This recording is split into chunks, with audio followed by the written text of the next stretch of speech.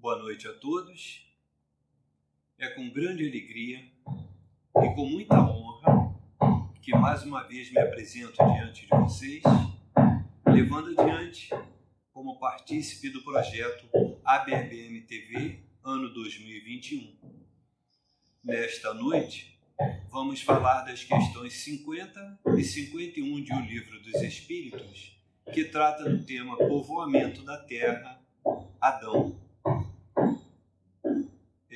Vamos proceder então à leitura da página de abertura, que é do livro da coleção Fonte Viva, Vinha de Luz, pelo espírito querido de Chico Xavier, na orientação do espírito Emmanuel. A lição é a número 96, que trata da diversidade. E há diversidade de operações, mas é o mesmo Deus que opera tudo em todos. Faz parte da primeira carta de Paulo aos Coríntios, no seu capítulo 12, versículo 6. Sem luz espiritual no caminho, reduz-se a experiência humana a complicado acervo de acontecimentos sem sentido.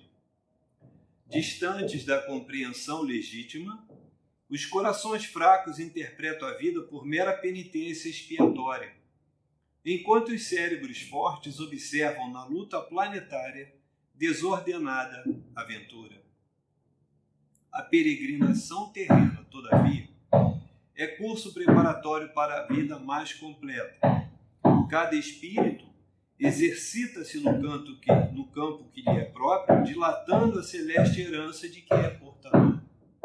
A força divina está operando em todas as inteligências e superintendendo todos os trabalhos. É indispensável, portanto, guardarmos muito senso da obra evolutiva que preside os fenômenos do universo. Não existem milagres de construção repentina no plano do espírito, como é impossível improvisar de momento para outro qualquer edificação de valor na zona da matéria. O serviço de iluminação da mente, com a elevação dos sentimentos e raciocínios, demanda tempo, esforço, paciência e perseverança. Daí, a multiplicidade de caracteres a se aprimorarem na oficina da vida humana. E por isso mesmo, a organização de classes, padrões e esferas em número infinito, obedecendo aos superiores desígnios do Pai. É necessário, pois, que os discípulos da revelação nova, com o cristianismo redivivo, aprendam a valorizar a oportunidade do esforço de cada dia, sem inquietudes, sem aflições. Todas as atividades terrestres enquadradas no bem procedem da orientação divina que aproveita cada um de nós outros, segundo a posição em que nos colocamos na ascensão espiritual. Toda esfera respeitável e edificante é de origem celeste. Cada homem e cada mulher podem funcionar em campos diferentes. No entanto, em circunstância alguma, deveremos esquecer a indiscutível informação de Paulo, quando assevera que há diversidade de operações, mas é o mesmo Deus que opera tudo em todos. E agradecendo a esse Deus, onipresente, onipotente, onisciente, é que damos início à nossa prece, agradecendo muito por essa oportunidade de trabalho. Que a espiritualidade amiga, orientada por Jesus Cristo, abençoado por Mãe Santíssima e orientado pelo Dr. Adolfo Bezerra de Menezes, mentor de nossa casa querida, é que vamos dar início a mais uma etapa desse trabalho, esperando, na conformidade com as leis divinas, dar conta da gratidão por tanta graça recebida. Abençoa-nos, Senhor, nesta noite de trabalho profícuo, e ser conosco agora e sempre. Graças a Deus. Bem, nessa oportunidade vamos tratar de O Livro dos Espíritos por Allan Kardec, em especial no capítulo 3 da criação, e vamos falar das questões 50 e 51, que trata do povoamento da Terra, e vai falar do Adão. A questão 50 é formulada por Kardec da seguinte forma: a espécie humana começou por um só homem? A resposta dos espíritos: não. Aquele a quem chamais Adão não foi o primeiro, nem o único que povoou a Terra. Aí Kardec pergunta a questão 51. Podemos saber em que época viveu Adão? A resposta: mais ou menos na que assinalais, aproximadamente 4.000 anos antes de Cristo. E aí, em seguida, tem uma explicação por Allan Kardec, que fala das leis da natureza, da orientação de Jesus, que é o governador da Terra, e esteve junto a outros espíritos tão grandes quanto ele, para modelar a Terra, lapidar a Terra, aprimorar a Terra, que tem um tempo distinto do tempo humanidade. Isso nós vamos ver mais adiante. Mas vamos ao resumo que foi elaborado em função dessas obras que nos servem de base, para trazermos aqui alguns apontamentos sobre essa questão. Vamos lá. Moisés, ao redigir o Pentateuco, que é a Gênesis, Êxodo, Levítico, Números e Deuteronômio, tratava de orientar aquele povo inculto, povo ainda muito animalizado, mas que era temente a Deus. E essa herança, trazida pelos hebreus até nós, será motivo de eterna gratidão, porque desde o início eles cultuavam um Deus único. Eles tinham noção de um Deus único, criador de todas as coisas, quando em verdade outras culturas ainda professavam os deuses, cultuavam os deuses politeístas, mais de um. Muito bem. No capítulo 2 de A Gênesis, já no versículo 7, Moisés diz o seguinte: criou o homem do pó da terra e soprou-lhe nas narinas o fôlego da vida. Então, está lá na Bíblia, no Velho Testamento, a narrativa dessa situação, trazida até nós por Moisés, e tem que ser respeitado porque a Bíblia é o nosso livro sagrado. Então, Deus será sempre o artífice, criador de tudo e de todas as coisas. E o homem, com uma centelha divina, né, para ter uma ideia, desde há muito, né, com a ciência, com a filosofia, independente da religião, vem desvendando as origens, né, na própria Terra e trazendo novas convicções acerca dos primórdios de sua existência. É evidente que a diferença, se comparados o tempo Terra do tempo Humanidade, é uma coisa que não tem como medir, não tem como comparar. Mas a Terra, com mais ou menos 4,5 bilhões de anos de existência, e as notícias dos primeiros homens dá conta de mais ou menos 3 milhões de anos. Não é nem o troco daquilo que a gente pensa de tempo Terra. Mas saindo, então, lá da África, começou, então, a migrar para outros pontos do mesmo continente, subiu para a Europa, evoluiu para a Ásia, e num período em que era possível, por vários acidentes geológicos, também chegou na Austrália e nas Américas, mas isso em tempos imemoriais, porque a história é contada de 4.000 anos para cá, quando se tem a escrita como nós a conhecemos. Nessas circunstâncias, o homem evoluindo em sucessivas gerações e regiões da Terra, experimentou as mudanças, foi se adaptando. Então, já existiam aqui as raças amarela e a raça negra, uma na África e outra já na Ásia. E essas raças já se defrontavam com cataclismos descomunais, como furacões, tempestades, incêndios, vulcões, terremotos, secas. E eles não conheciam ainda a agricultura. Eles eram nômades, eles eram coletores. Então, iam onde tinha o alimento e tinha água e tinha uma relativa proteção, porque, a par de tudo, tinham que fugir dos predadores. Então, mais ou menos com 125 mil anos antes do Cristo, eles já dominavam o fogo. E o que é o domínio do fogo? É você produzir o fogo, você utilizar o fogo e você extinguir o fogo. Aí você tem controle. Porque um raio caído numa tempestade incendiando tudo, o homem não tem controle. Um incêndio trazido pela seca, o homem não tem controle.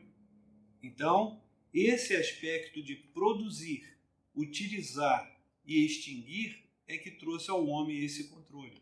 E fez, então, com que ele, nessa contribuição da inteligência permitida por Deus, fosse o dominante, o ser dominante na face da Terra. Bem, isso dá uma ideia de que, se na questão 51 diz que Adão surgiu em torno de 4.000 anos antes de Cristo, nem por isso significa que ele foi o primeiro.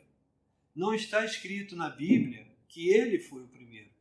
Aquele foi o protótipo, que Deus soprou fôlego nas narinas daquela mistura de barro. E aí fomos descobrir por quê. Então, por que Adão? Por que esse nome? Adão, raça adâmica. Porque pela vertente hebraica, no idioma hebraico, Adão significa homem. E a outra palavra hebraica, chamada Adamá, significa terra. Então, quando Deus soprou o fôlego na narina daquele homem de barro, esse homem de barro é um ser da cor da terra ou do barro, porque era o que estava naquele ambiente, naquela oportunidade. Nessas circunstâncias, vamos perguntar também, e a raça adâmica? É um derivativo de Adão e serve para caracterizar mais uma vez, sem contrariar a Bíblia, que Adão não foi o primeiro e não foi o único, que seria impossível apenas de Adão e Eva chegar ao quantitativo da população na Palestina, para se ter uma ideia, ao tempo de Jesus, há 2.000 anos, seria impossível um só casal produzir tantos filhos, tantos descendentes, bem como Noé, que também está descrito lá na Gênesis. Então, do capítulo 1 ao capítulo 11 da Gênesis, Jesus tratou de Adão e tratou de Noé. Mas nem todos eles reunidos e multiplicados, a enésima potência daria conta da quantidade, da população já existente naquela época.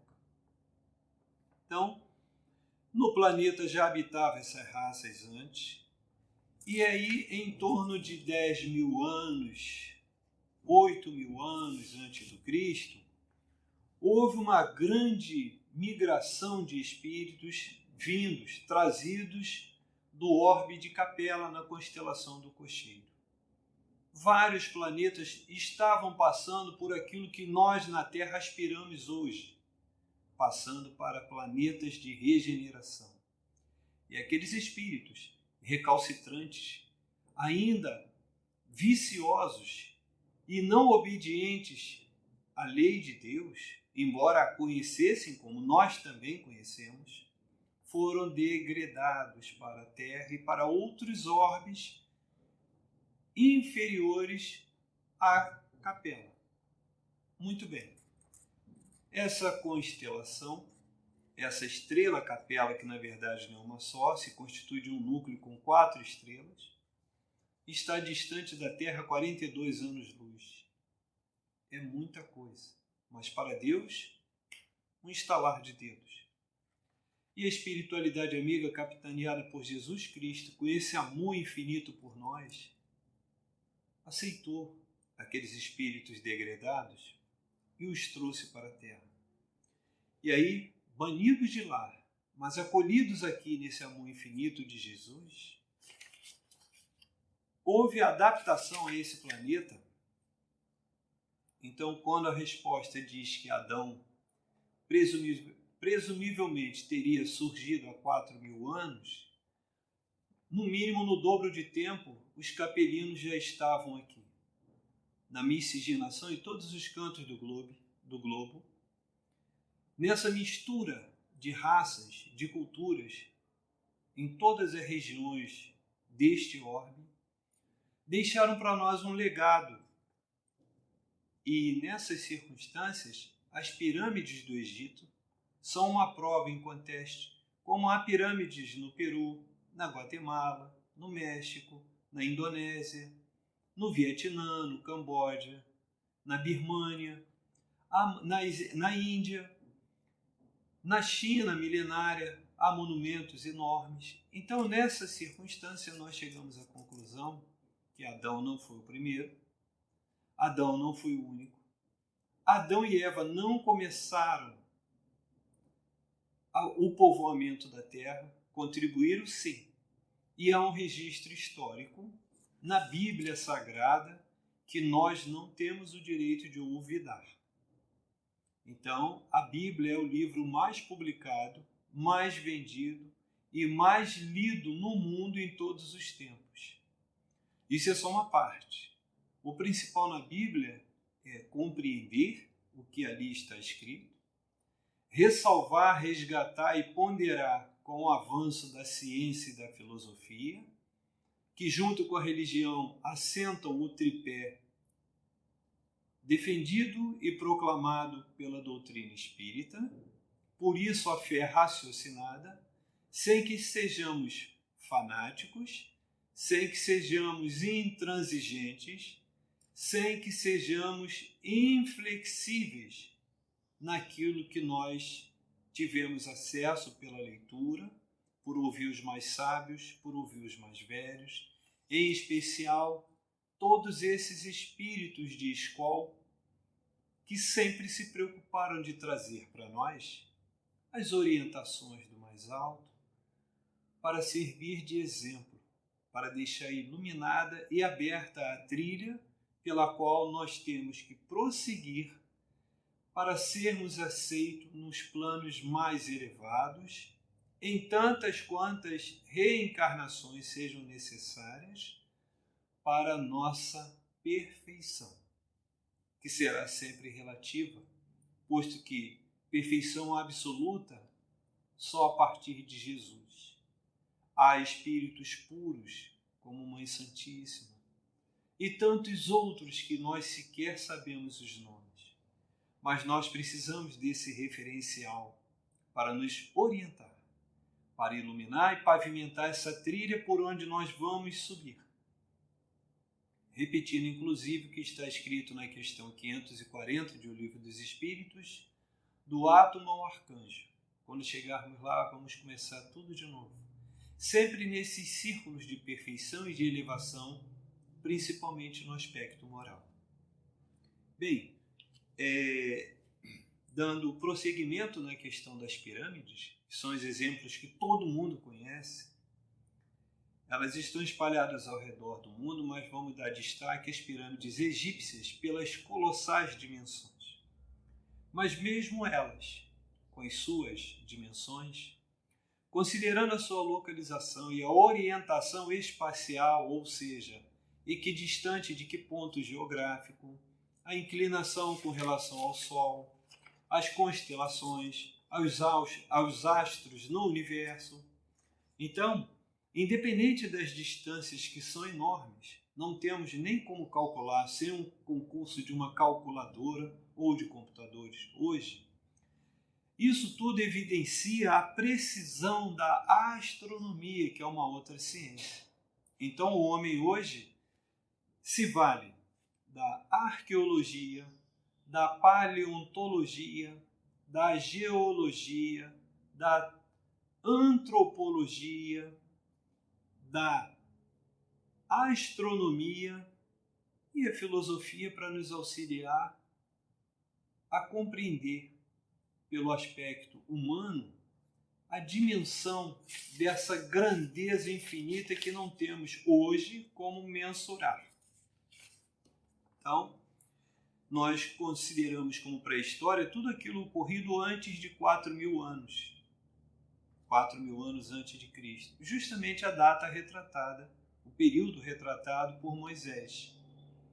E através da escrita conhecida como a temos hoje, que começou com os sumérios, lá na Mesopotâmia, é que graças a esses relatos, a esses registros, nos foram chegando até hoje. Não significa que não fôssemos espíritos encarnados naquela época. Nós não temos hoje encarnados pelo véu do esquecimento que limita o nosso alcance intelectual e espiritual na matéria, não temos essa percepção. Só vamos descobrir muito mais adiante. De qualquer forma, assim, de uma maneira concomitante, ou seja, ao mesmo tempo em que a religiosidade é mantida e aperfeiçoada, a ciência evolui e a filosofia consegue ampliar o nosso leque de compreensão, de opções de conhecimento para entender, nós vamos nos assenhoreando desse conhecimento necessário para a compreensão dessas coisas de Deus. Então, nós temos aí inúmeros espíritos que antecederam Jesus na Palestina, na passagem dele, mas não tão antigos, não tão experientes, não tão sábios assim. Mesmo assim, nós vamos sorvendo esse conhecimento que a doutrina espírita nos traz e, através de Allan Kardec, Chico Xavier, Leon Denis, Edgar Armond, inclusive Edgar Armond tem uma trilogia chamada Os Exilados da Capela, que trata desse degredo. Depois ele vai falar num outro livro chamado Na Cortina do Tempo, e ele vai falar da Lemúria e vai falar de Atlântida, continentes submersos, numa versão até romantizada, mas é um romance histórico. Dá bem uma ideia do que se passou no plano da religião, no plano da espiritualidade. E há um terceiro volume dessa trilogia chamado Almas Afins. Então é onde Edgar Armond se dedica a descrever as, entre aspas, peripécias, as evoluções do espírito encarnado lá no Antigo Egito. Esse Egito que nos trouxe Hermes Trismegisto, a Grécia que nos trouxe Tales de Mileto, Sócrates, Platão, Pitágoras, Aristóteles, isso para falar dos mais conhecidos. E sem falar ainda na Índia milenária, né? Foyi, Lao Tse, Confúcio. Né? Nós temos também na Índia Vishnu, Shiva, Brahma e toda aquela orientação espiritual trazida pelos Vedas, ou seja, muito anterior aos 4.000 anos antes de Cristo, em que se atribui o aparecimento de Adão. Então a humanidade hoje explora o espaço sideral, envia sinais aos exoplanetas, que são aqueles planetas além do nosso sistema solar, tem a estação espacial, habitada praticamente o ano todo, com as tripulações se revezando, explorando Marte, explorando Vênus, Júpiter, Saturno, está buscando informações, subsídios. Vamos dizer que hoje seríamos, na ciência, maiores do que o próprio planeta, mas temos que nos curvar à realidade de Deus, de compreender que nem o nosso próprio orbe nós temos noção do fundo exato dos oceanos. Equipamento, ciência, estudo, matemática, cálculos, tudo existe. Muita coisa na teoria, e ainda que a ciência prove, o homem não consegue chegar, sem pagar o preço com a vida dessa exploração. Observemos a natureza no que há de mais sublime, no que há de mais suave, que é o amanhecer, o entardecer. Na aurora e no arrebol é o momento da reflexão, de agradecer. Pedir na aurora, agradecer no arrebol, para que tenhamos sempre uma noite de paz, com a esperança de amanhecer um novo dia. E nessa situação, nós ambicionamos, nós dominamos, nós acumulamos riqueza, conhecimento, mas ainda não conseguimos olhar honestamente para dentro de nós mesmos para promover a necessária e urgente, desde o princípio, reforma íntima.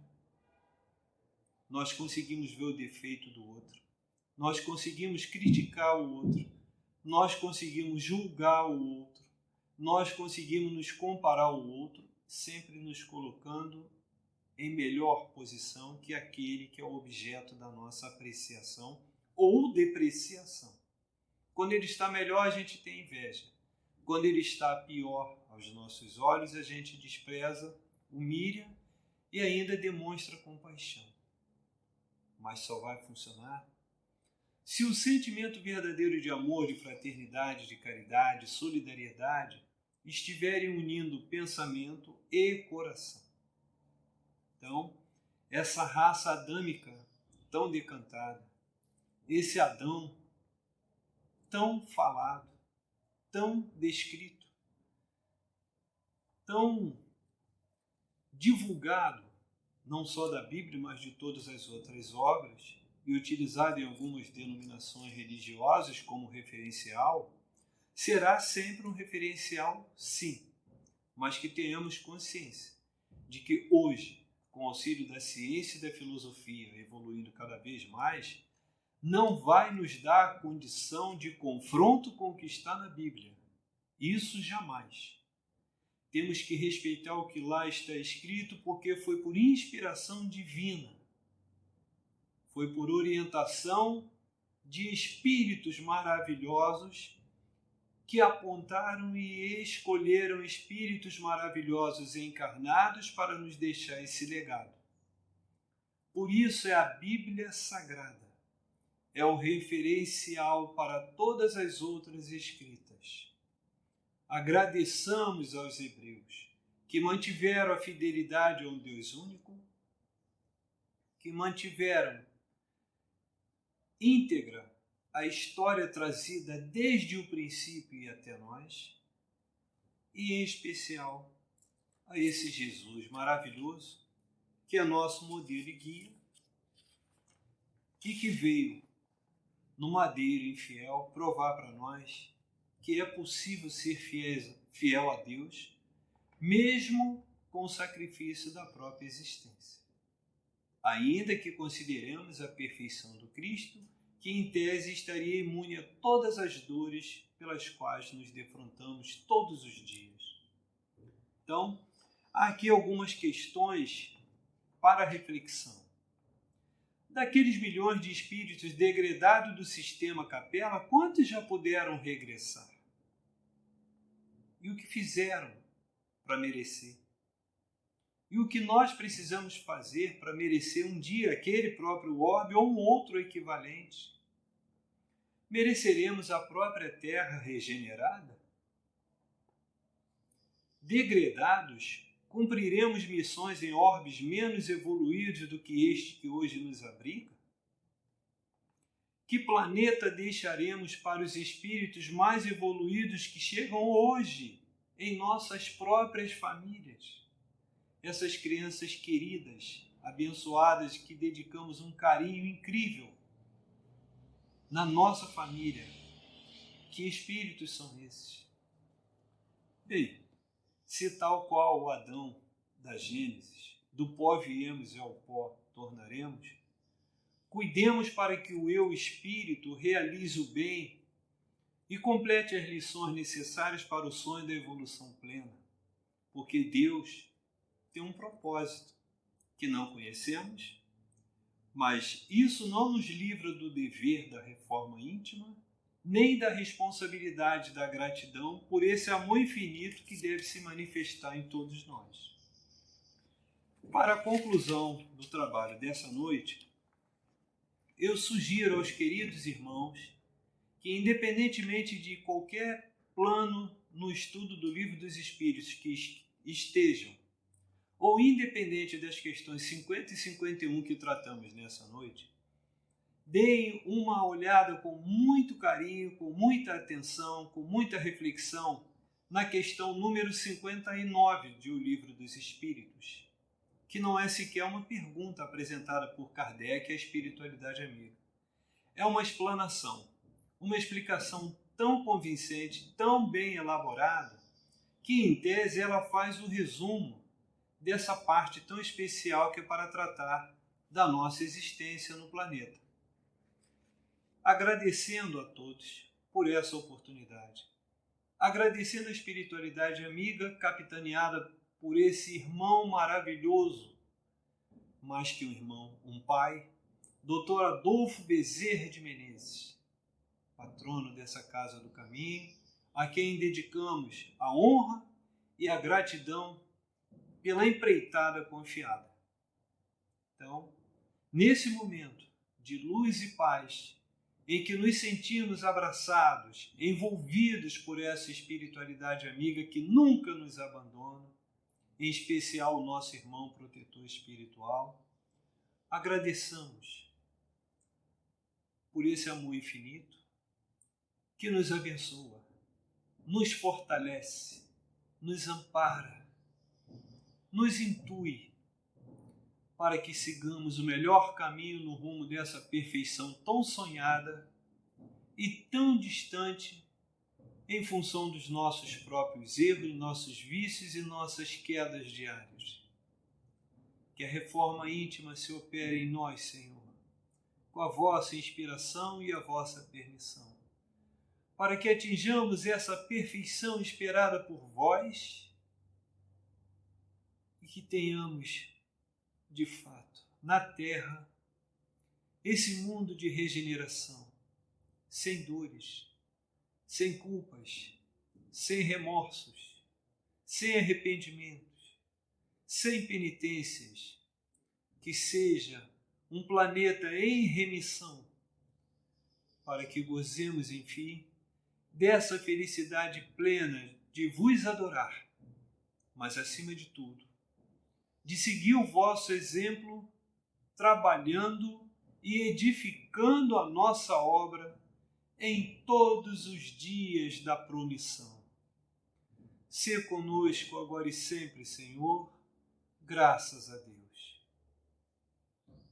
A todos vocês, meus queridos irmãos, muito obrigado por essa oportunidade de trabalho e até uma próxima vez, se Deus quiser.